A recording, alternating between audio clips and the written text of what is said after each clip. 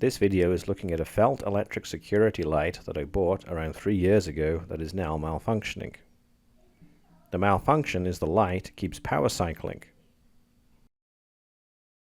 So I'm attempting to reset the device, so I'm pressing the reset button for the prescribed amount of time. After this time, the unit will go into a reset briefly. We can see this because the lights go off and the red light is on, and what should happen now is we should get a blinking blue light. And we do get a blinking blue light for a short while, but before I can do anything with the unit, it goes into a forced reset. And this reset seems to be perpetual. The lights go on, off, and there's nothing I can do to reset the security light.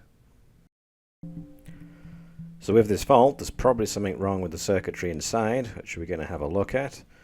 So just to see this fault, we can see the light is now on, and it's going to do its reset, off, blue light flashes twice, I think, and then it will turn itself back on. Here we go, and back on, and it will continuously cycle around back and forth.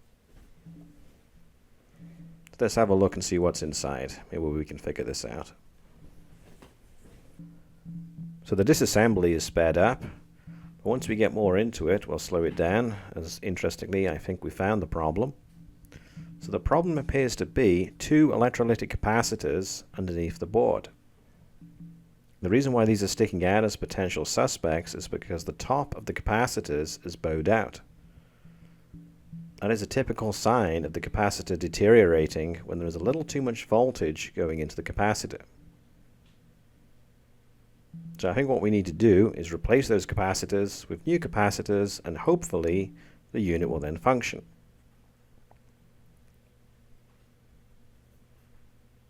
So I'm going to replace these capacitors with capacitors of a slightly higher voltage rating, as there is plenty of space in the housing to hold these capacitors.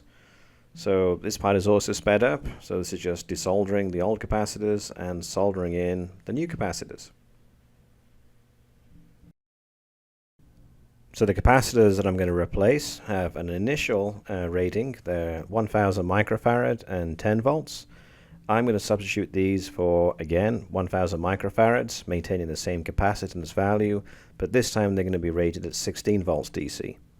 So this increase in voltage hopefully will make the capacitor more stable, it will last longer in the security light, and it will function properly at the end. Actually, this type of fault is quite common on a lot of electrical equipment that uses electrolytic capacitors. They don't last forever. These type of capacitors contain a liquid dielectric, which does escape over time, and they do degrade. They're not like ceramic capacitors.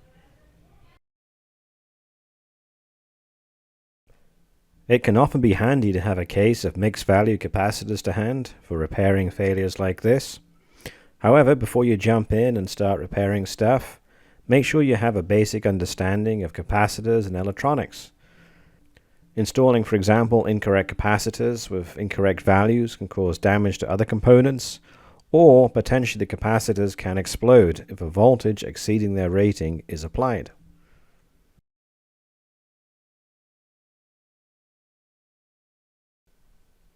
And now with the new capacitors installed, we're going to reassemble our security light. Again, this part is sped up, as it is not particularly interesting.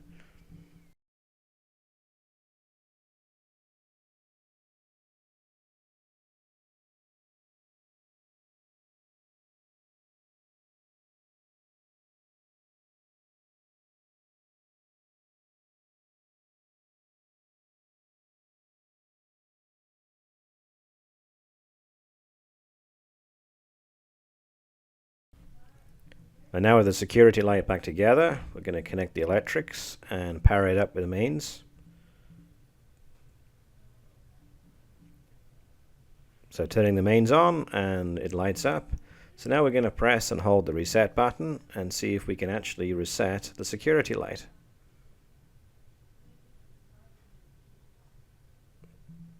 So if this works, the cost of repairing it would have been less than 50 cents in terms of electrical components, compared with a new light of in excess of $100.